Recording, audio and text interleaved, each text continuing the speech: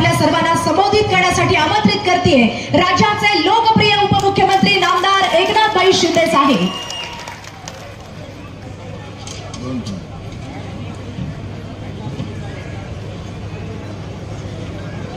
छत्रपती शिवाजी महाराज की, धर्मवीर छत्रपती संभाजी महाराज की, भारत रत्न डॉक्टर बाबासाहेब आंबेडकरांचा, भारत रत्न डॉक्टर बाबासाहेब आंबेडकरांचा। आज महामानव भारत रत्न डॉक्टर बाबासाहेब आंबेडकर यांच्या पूर्णाकृती पुतळ्याचं अनावरण या ठिकाणी झालंय। यासाठी मी तमाम भीमसैनिक, शिवसैनिक, सर्व बाबासाहेबांचे अनुयायी यांचं मनापासून स्वागत करतो, मनापासून आपल्याला शुभेच्छा देतो। आज या प्रसंगी उपस्थित पालकमंत्री आणि ग्रामविकास मंत्री आमचे सहकारी जयकुमार गोरेजी, साताऱ्याचे पालकमंत्री शंभूराज देसाई या ठिकाणी उपस्थित, ज्यांच्या प्रयत्नातून हे स्मारक आणि भव्य दिव्य असा बाबासाहेबांचा पुतळा उभा झाला, ते आपले शहाजी बापू पाटील,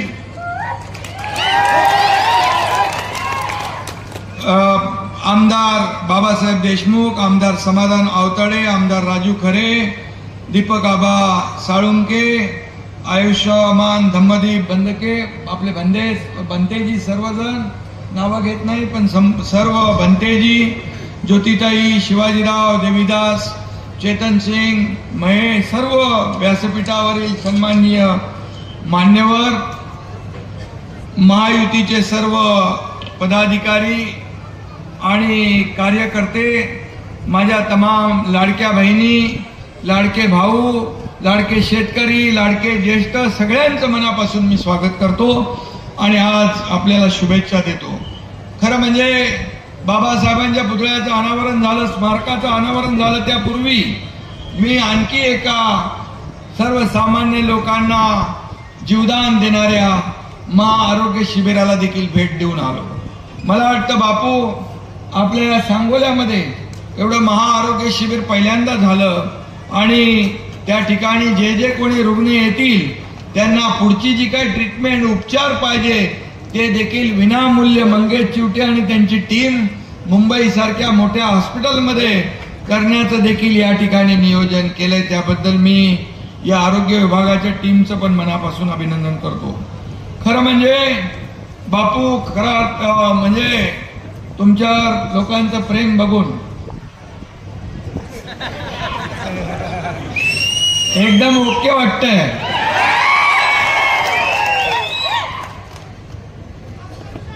सांगोलेकरांचे शब्द आभार कुठल्या शब्दात मानू मी या ठिकाणी, आणि अरे बस बा,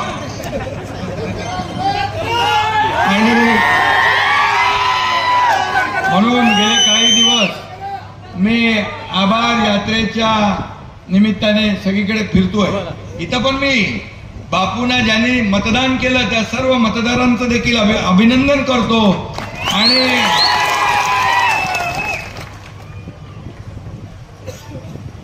आभार तर मानलेच पाहिजे। आणि सांगोल्यात शहाजी बापूंना यश आलं नसलं तरी तेच तुमच्या हृदयातले नेते आहेत हे मला माहीत आहे। आणि मगाशी म्हणाले जयकुमार, या आमदार असू दे, नामदार असू दे, काही असू दे, एकनाथ शिंदे त्याच्या पाठीमागे आहे, त्याला काय चिंता, काय करायची गरज। कार्यकर्ता काम करणारा असतो, त्याला हार जितीची पर्वा नसते। आपले आमदार बाबासाहेब इथं बसले, त्यांनी मला काही कामं सांगितली, मी त्यांना सांगितलं बिलकुल चिंता करू नका।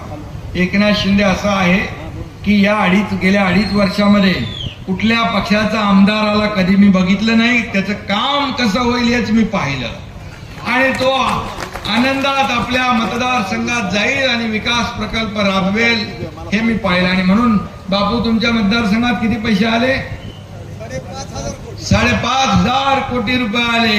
हे लक्षात ठेवा, आतापर्यंतच्या इतिहासात कधीच आले नव्हते. आणि जयकुमार गोरे यांनी सांगितलंय, इकडं गणपतराव देशमुख आणि शहाजी बापू असंच दोघं असतात, अलटून पलटून असतात. तिसरा कोण असतो का इकडं? तिसरा कोण नाही. त्यामुळे मी आपल्याला एवढंच सांगतो, अनेकदा काम करून यश मिळत नसतं, निराश व्हायचं नाही, काम करत राहायचं.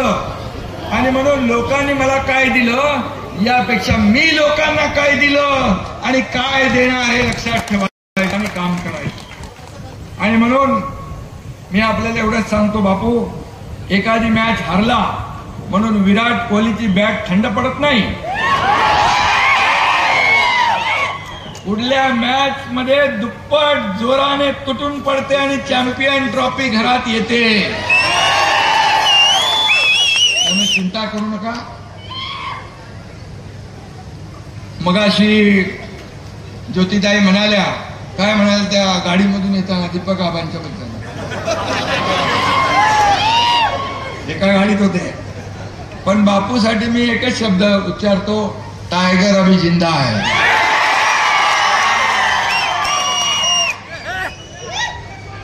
अरे त्याला काय वाऱ्यावर सोडणार नाही मी. हाथ बढ़ाकर आसमां छू लेंगे हम अपनी हार को जीत में भी बदल देंगे हम. आणि म्हणून काळजी करू नका. आपले बापू स्पष्ट वक्ते आहे, बोलून टाकतात. मनातलं भडाभड भडाभड मोकळ्या मनाचा आहे, ढोकळ्या मनाचा आहे, मनात काय ठेवत नाही. आणि मागे लोकसभा निवडणुकीनंतर त्यांनी भर सभेत काय म्हटलं आपल्याला आठवत आहे. बापू म्हणाले होते, ज्यांनी पाणी अडवण्याचं काम केलं त्यांना तुम्ही लोकसभेत पाठवलं आणि ज्यांनी तुम्हाला पाणी दिलं त्यांना तुम्ही घरी बसवलं. बरोबर ना? मोकळ्या मनाने बोलणारा माणूस आहे. आणि सांगोला दुष्काळ मुक्त करण्यासाठी बापूंनी खूप प्रयत्न केले. मी मुख्यमंत्री होतो त्यावेळेस बापू जेव्हा जेव्हा मला भेटले तेव्हा त्यांच्या डोळ्यात फक्त आणि फक्त सांगोल्यासाठी पाणीच होतं. सांगोल्याचं पाणीच, सांगोल्याला कसं. आणि म्हणून सांगोलाच नाही, मंडपाबाहेर लोक उन्हात उभे आहेत, त्यांनी आतमध्ये या, पोलिसांनी त्यांना सहकार्य करावं.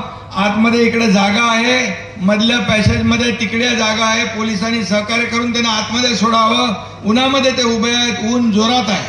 आणि म्हणून या ठिकाणी हे जे काय सभा झाली आहे आपली, आज सभा या ठिकाणी आलेला प्रत्येक जण बाबासाहेबांच्या प्रेमापोटी या ठिकाणी या स्मारकाचं दर्शन घेण्यासाठी आलाय. आणि म्हणून त्यांचंही मनापासून मी मगाशी स्वागत केलेलं आहे. पण विदर्भ, मराठवाडा आणि राज्यातल्या सगळ्या दुष्काळग्रस्त भागांना पाणी देण्याचं, त्यांचं सिंचन वाढवण्याचं काम आम्ही केलं. मला आठवत आहे की मी आणि देवेंद्रजींनी पहिल्यांदा शपथ घेतली त्यावेळेस आम्ही पहिला विषय घेतला तो दुष्काळग्रस्त भागातल्या लोकांना पाणी देण्याचा, त्यांचं सिंचन वाढवण्याचा. मला आठवतंय महाविकास आघाडी सरकारमध्ये मी होतो, 2.5 वर्षात जयकुमारजी फक्त 4 सुप्रमा दिल्या आणि मी मुख्यमंत्री होतो. देवेंद्रजी, अजितदादा आमच्या टीम मध्ये 150 सुप्रमा दिल्या. 150 सुप्रमा, सुधारित प्रशासकीय मान्यता. आणि म्हणून जेव्हा जेव्हा या ठिकाणी पाण्याचा प्रश्न येतो त्यावेळेस बापूंनी त्याचा पाठपुरावा केला.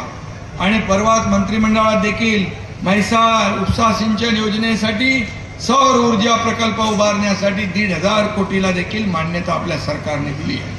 आणि म्हणून ताकारी, म्हैसाळ 2 स्वतंत्र उपसा सिंचन योजना आहेत. सांगोला तालुक्याला देखील सिंचनासाठी पाणी उपलब्ध होईल. आणि म्हणून माझ्या मुख्यमंत्री काळात सांगोल्याला स्वर्गीय बाळासाहेब ठाकरे उपसा सिंचन प्रकल्पाच्या 883 कोटी 78 लाखाच्या कामांना आपण मान्यता दिली, हे मला आठवत आहे. आणि म्हणून बापूच्या आमदारकीच्या काळात जिल्हा परिषदेच्या कोळा गटात, घेरडी गटात आजपर्यंत करोडो रुपयांची कामं केली. पाझर तलाव असेल, सभा मंडप असेल, रस्ता रुंदीकरण असेल, पाईप गटार असेल, जलजीवन मिशन असेल, सभा मंडप, सगळे लायब्ररी पासून पुस्तकं असतील.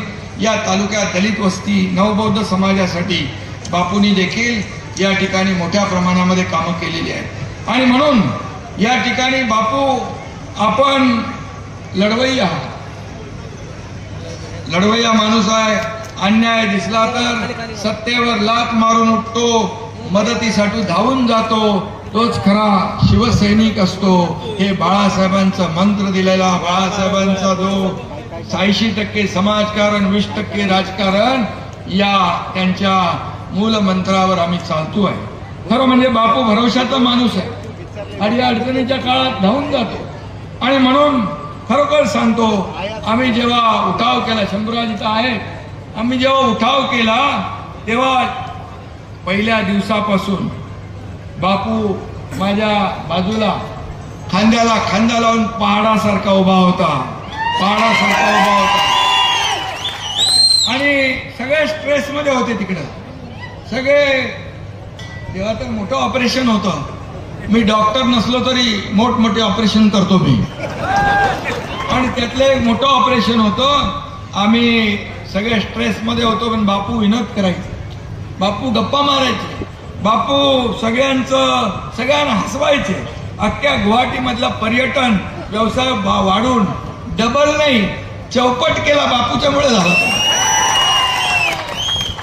काय ती झाडी, काय ते डोंगर, बापूचा डायलॉग हा फेमस आहे. आणि मी काही रिअल इस्टेट आपले बिल्डर आहेत ना, त्यांच्या जाहिरातीमध्ये पण बघितलं ते. मला बापूला माहित नाही, बिना रॉयल्टीचं लावलेलं दिसतंय. आणि म्हणून या ठिकाणी बापू एक मजेदार कार्यकर्ता आहे, लोकांना सुखदुःखामध्ये धावून जाणार आहे. आणि आपल्या लाडक्या शहाजी बापूने एकदा ठरवलं, मग हातातलं काम पूर्ण, घेतलेलं काम पूर्ण केल्याशिवाय बापू स्वस्थ बसत नाही, थांबत नाही, अशी बापूंची ख्याती आहे. आणि म्हणून या ठिकाणी बापूंनी अनेक विकास कामं केली. मी देखील निधीसाठी कधी हात आकडता घेतला नाही. त्यावेळेचं मला माहित आहे, माझ्याकडे आलेला प्रत्येक माणूस माझ्या त्याच्या कागदावर मी सही केल्याशिवाय त्याला पाठवत नव्हतो. आणि तो अर्ज पुढे कुठे गेलाय, कुठल्या डिपार्टमेंटला गेला, याचा फॉलोअप देखील आमच्या डिपार्टमेंट मुख्यमंत्री CMO घेत होतो. आणि अशा प्रकारे आमची टीम, मी आणि देवेंद्रजी पहिले सुरुवातीला होतो, नंतर अजितदादा आले, आणि एक टीम म्हणून आम्ही काम केलं. आणि मला आठवत आहे की 2.5 वर्ष आम्ही पायाला भिंगरी लावून या महाराष्ट्रामध्ये फिरलो. आणि त्यामुळेच या ठिकाणी झालेल्या विधानसभेच्या निवडणुकीमध्ये लोकांनी कामाची पोचपावती दिली, दैदिप्यमान विजय दिला. आणि लँडस्लाइड मॅन्डेट एवढं कधी महाराष्ट्राच्या इतिहासामध्ये 232 का आपले किती 232 आमदार आले, ही किमया तुम्ही मतदारांनी केलेली आहे. आणि म्हणून तुमचे मी आभार मानतो. खरं म्हणजे गतिमान सरकार आणि विकास काय असतो त्याचे सगळे विक्रम आम्ही त्या काळामध्ये मोडले. आणि म्हणून मी आज बघा CM होतो त्यावेळेस, आणि आता देवेंद्रजी मुख्यमंत्री आहेत, मला CM मी होतो त्यावेळेस लोक म्हणायचे चीफ मिनिस्टर, मी म्हणायचो सगळ्यांना CM म्हणजे कॉमन मॅन. आता देवेंद्रजी मुख्यमंत्री आहेत, मी DCM आहे. आता मी म्हणतो DCM म्हणजे डेडिकेटेड टू कॉमन मॅन, सर्वसामान्य माणसाला समर्पित. कारण सर्वसामान्य माणसाची नाळ तुटता कामा नये. आपण जमिनीवरचे कार्यकर्ते आहोत, आपण खरं म्हणजे सर्वसामान्यांमधले कार्यकर्ते आहोत. आणि म्हणून पण मी पदावर खाली होतात, सत्ता येते, सत्ता जाते, पुन्हा येते, पद येतात, जातात, पुन्हा येतात. परंतु मी आपल्याला सांगतो, मला या महाराष्ट्रातल्या करोडो लाडक्या बहिणींचा लाडका भाऊ ही ओळख जी मिळाली ती सगळ्या पदांपेक्षा मोठी आहे.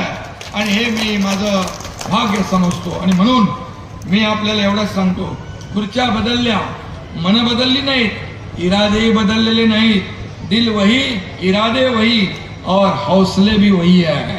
आणि म्हणून आमची टीम जी काम करते आहे ती टीम अधिक वेगाने या पुढचं जे काही विकासाचं काम आहे ते आम्ही करून दाखवणार आहोत. कारण आमचं असं प्राण जाय पर वचन न जाय, आम्ही असं म्हणणार नाही प्रिंटिंग मिस्टेक झाली. माझ्या लाडक्या बहिणींना मी सांगून ठेवतो की तुम्हाला किती विरोधकांनी सांगितलं तरी सुद्धा लाडकी बहीण योजना कधीही बंद होणार नाही. आणि लाडके भाऊ, लाडके शेतकरी, ज्या ज्या योजना आम्ही केल्या त्या योजना, कुठलीही योजना आम्ही बंद करणार नाही. फक्त आम्हाला थोडा थोडा अवधी, मी जेव्हा म्हणायचो तुम्ही सरकारची ताकद वाढवा, राज्याची ताकद वाढवा, तुम्हाला जे जे आम्ही बोललोय ते नक्की देणार. कारण राज्य महाराष्ट्र हे पुरोगामी राज्य आहे, महाराष्ट्र हे प्रगत राज्य आहे. या महाराष्ट्राला आदरणीय प्रधानमंत्री मोदीजींची पण साथ आहे, पाठिंबा आहे. आणि त्या आपल्या महाराष्ट्राची आर्थिक परिस्थिती जी आहे ही सगळ्या देशभरामध्ये नंबर 1 ची आहे. आणि म्हणून थोडीफार काटकसर कसरत होईल, परंतु आपल्याला सांगतो की कुठली योजना, कुठल्या आम्ही जे आश्वासनं दिली टप्प्याटप्प्याने आम्ही पूर्ण केल्याशिवाय राहणार नाही. आम्ही प्रिंटिंग मिस्टेक म्हणणार नाही. नाही तर पूर्वीच्या काळात एकदा वीज बिल माफ केलं, निवडणुका जिंकल्यानंतर पुन्हा विजेची बिलं दिली. आता आपण झिरो बिल दिले, झिरो बिलला तर पैसे नाही दिले, आपण पुन्हा नवीन बिल पाठवलं नाही, झिरोच ठेवलंय. त्यामुळे हे महायुतीचं सरकार जे आहे, हे महायुतीचं सरकार दिलेला शब्द पाळणार आहे, वचनाला जागणार आहे. आणि म्हणून मगाशी मी एवढंच सांगतो की आज बाबासाहेबांचं स्मरण आपण करतोय. मगाशी उदाहरण सांगितलं की ज्योतिताईंनी बाबासाहेबांच्यामुळे सर्वसामान्य घरातला, परिवारातला एक व्यक्ती या देशाचा प्रधानमंत्री होतो, सर्वसामान्य शेतकऱ्याचा मुलगा या राज्याचा मुख्यमंत्री होतो. हे केवळ आणि केवळ बाबासाहेबांच्याच घटनेने दिलेल्या अधिकारामुळे. आज हे मंत्री झालेत, खासदार, आमदार होतात, सर्वसामान्य कुटुंबातल्या लोकांनी लोकप्रतिनिधी होणं हे काय गुन्हा आहे? फक्त सोन्याचा चमचा घेऊन जन्माला आलेल्या लोकांनी मुख्यमंत्री व्हायचं, उपमुख्यमंत्री व्हायचं, मंत्री व्हायचं, असं काही लिखापडी आहे? आणि म्हणून आम्ही सोन्याचा चमचा घेऊन जन्माला आलो नसलो तरी सुद्धा सर्वसामान्यांच्या आयुष्यामध्ये सोन्याचे दिवस आणण्यासाठी आमचा जन्म झालेला आहे. आणि म्हणून मी आपल्याला एवढंच सांगतो, काही लोक संविधानाची कोरी वही दाखवून फेसबुक लाईव्ह करून कारभार करता येत नाही. तो खोटारडेपणा लोकसभेमध्ये केला, फेक नरेटिव्ह पसरवलं, सगळ्यांनी मंत्रिमंडळाचं वाटप करून घेतलं, कोणाला कुठलं खातं, कोणाला काय 5 स्टार हॉटेल बुक केली, आपल्याला सगळ्यांना माहित आहे. परंतु माझ्या लाडक्या भावांनी, लाडक्या बहिणींनी, लाडक्या शेतकऱ्यांनी त्यांची सगळी बुकिंग रद्द करून टाकली आणि महायुतीचं सरकार या ठिकाणी आणलं. आणि म्हणून काही लोक बंगल्यात बसून फेसबुक म्हणजे FB खेळत बसतात. त्यात काही जात नाही, बसल्या बसल्या टाइमपास. FB म्हणजे काय? फुकट बाबूराव.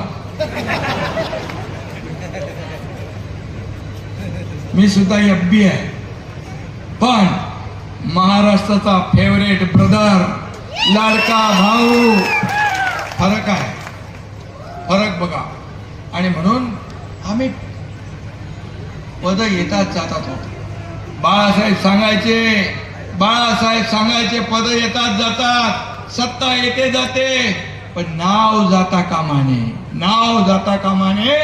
आणि म्हणून ते नाव राखण्याचं काम आपल्याला करायचं असेल तर या महाराष्ट्रातला विकास जो आहे अधिक वेगाने आपल्याला करावा लागेल.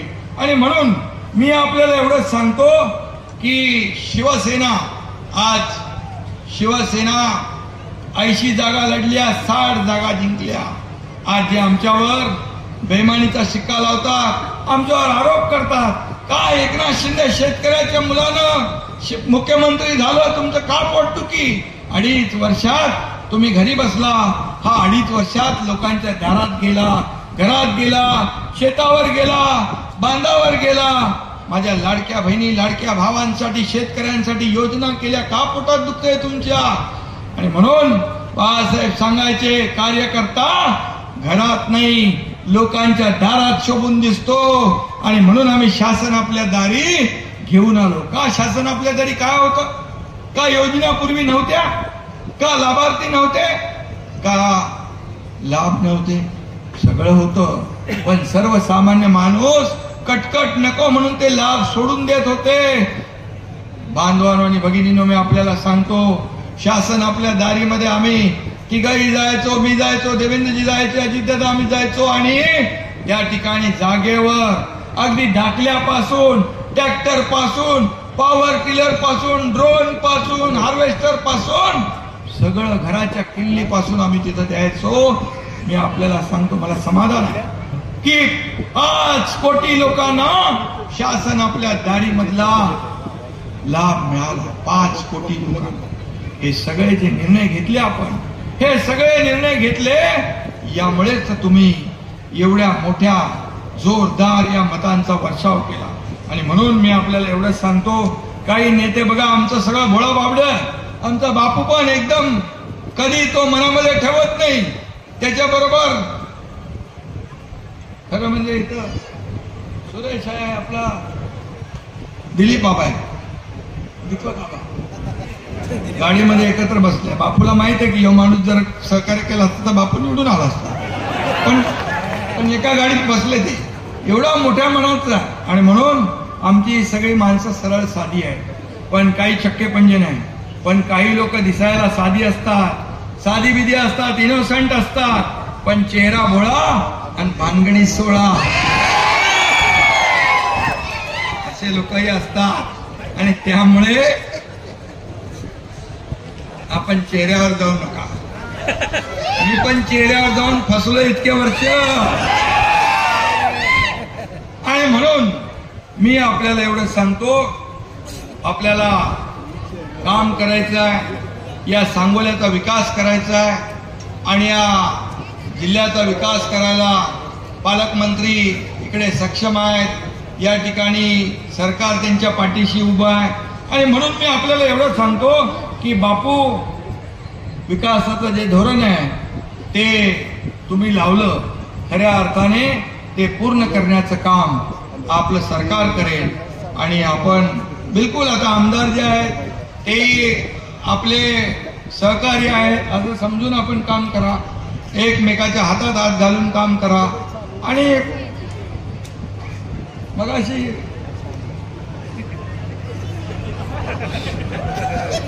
जयकुमारने सांगितलेलं आहे, इकडे 2च लोक असतात, तिजवा येत नाही. गमतीचा भाग सोडा, पण बघा, राजकारण खेळीमेळीने झालं पाहिजे. निवडणुकीपुरतं राजकारण, निवडणूक झाली की राजकारण संपलं आणि मग लोकांसाठी आपण काम करायचं असतं. आणि म्हणून तर मी हे किती वर्ष केलंय, 40 वर्ष केलं. म्हणून तर मी एक शाखा प्रमुख ते राज्याचा मुख्यमंत्री होऊ शकलो, ही भूमिका ठेवली म्हणून.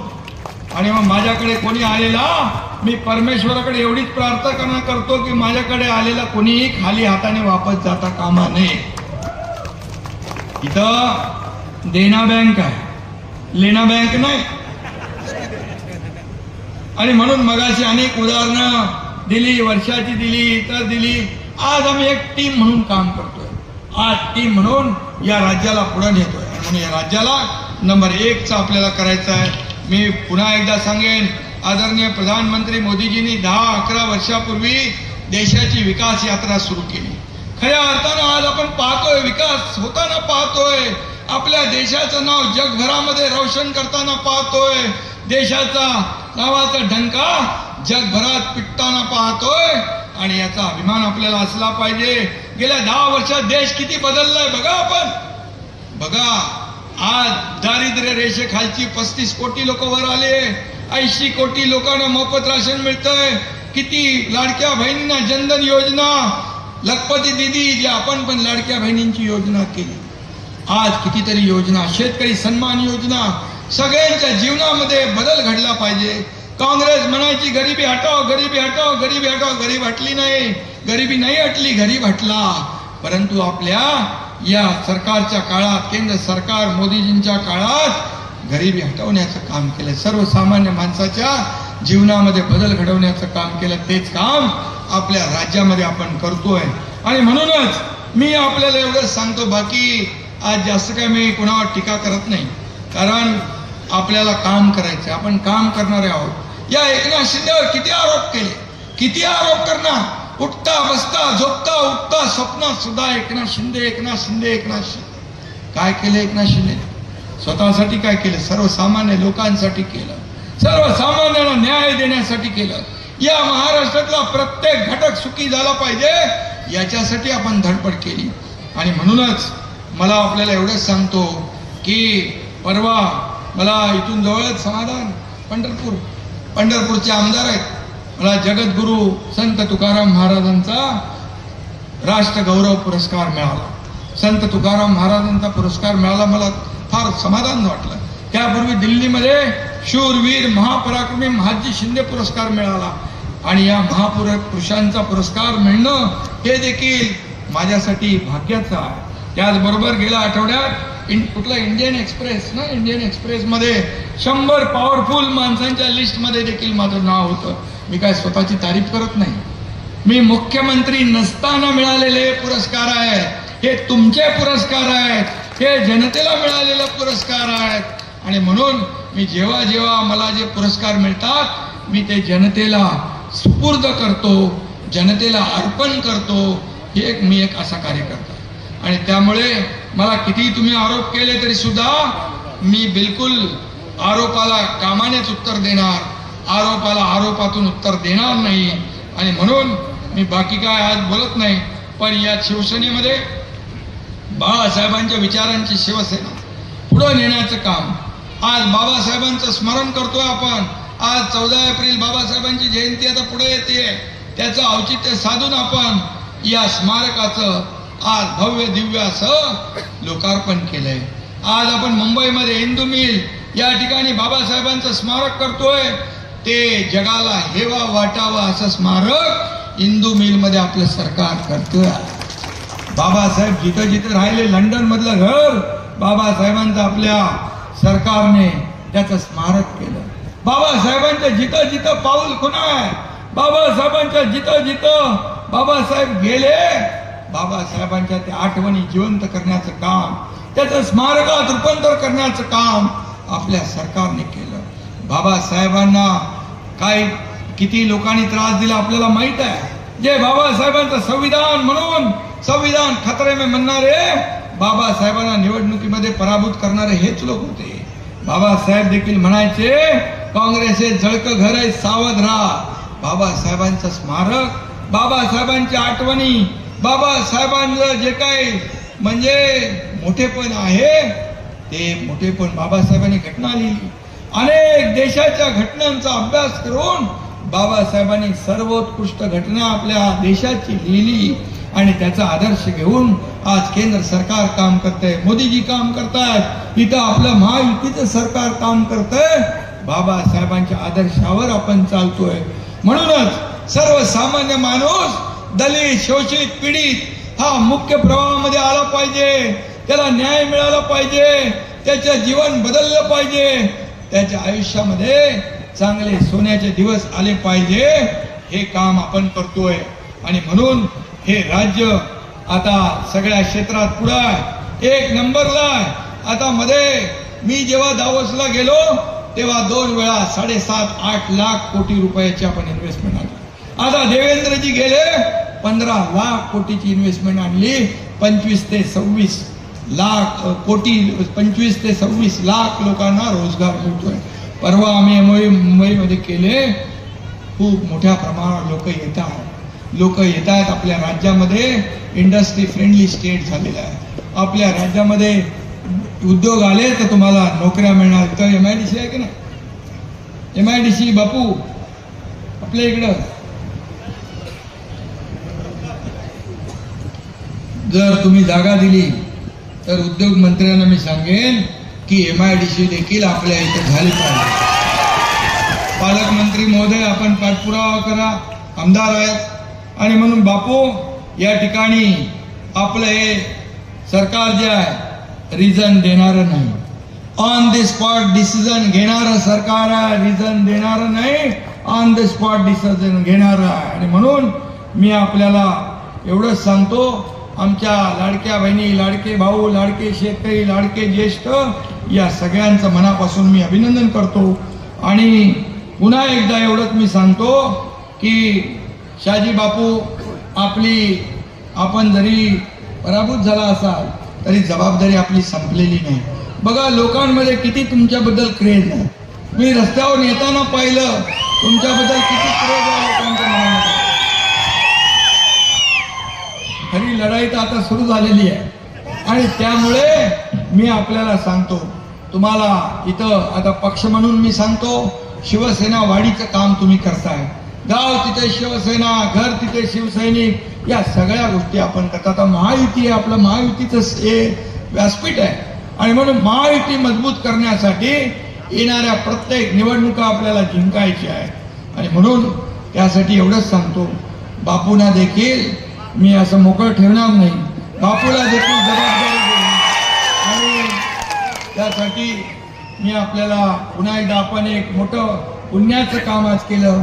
बाबासाहेबांचं स्मारक इथं मला आल्यानंतर कळलं की त्या मुख्यमंत्री असताना 2 कोटी रुपये पुतळ्याला मग सांगितलं. मला तर आठवतही नाही, कारण मी कधी काम बघितलं नाही. कुठलं काम आहे बाबा, हे काम आहे कसं, आणि कुठल्याही ह्याच्यावर मी कधीही कुणाला किती पैसे दिले फक्त विकासासाठी देतोय एवढी जाणीव मला होती. माझं या हाताला दिलेलं या हाताला कधी कळू दिलं नाही मी. मी आपल्याला सांगतो, महाविकास आघाडीच्या काळात 2.5 वर्षात 3 कोटी रुपये दिले होते. या एकनाथ शिंदे जे मुख्यमंत्री असताना 2.5 वर्षात 450 कोटी मुख्यमंत्री सहायता निधी दिले आणि जवळपास 60 ते 70 हजार लोकांचा जीव वाचवण्याचं काम केलं. हे पुण्याचं काम. शिबिराचं देखील आयोजन आज या ठिकाणी झालं आणि म्हणून मी पुन्हा एकदा आपल्याला मनापासून धन्यवाद देतो. इथे एक चिठ्ठी आलेली आहे की बाबासाहेब आंबेडकर स्मारकास आणखी 50 लाख रुपये बापूंची मागणी आहे. काय 50 लाख रुपये पाहिजे? 50 लाख रुपये बाबासाहेबांनी तर आपल्याला पैसे दिले. बाबासाहेबांच्यामुळे तर आपण सरकार चालवतोय. त्यामुळे 50 लाख रुपये तुम्हाला आत्ता तुम्हाला इथून विमानात बसेपर्यंत तुमच्याकडे ऑर्डर येईल 50 लाख रुपये.